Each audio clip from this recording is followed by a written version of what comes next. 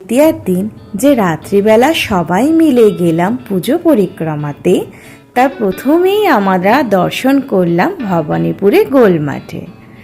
এখানে প্যান্ডেলটি ছোটোর মধ্যে কিন্তু খুব মিষ্টি করেছিল।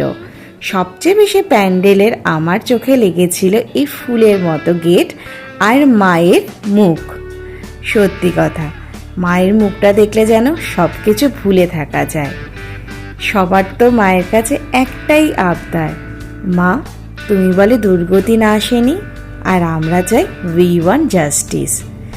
এখন বেশি এসব কথা বলবো না, মা নিশ্চয়ই দেখছে, মা নিশ্চয়ই এর বিচার করবে।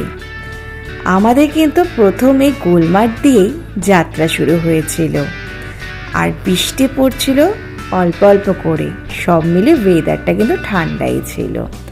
পরবর্তী ঠাকুর কি আছে দেখতে থাকো আস্তে আস্তে।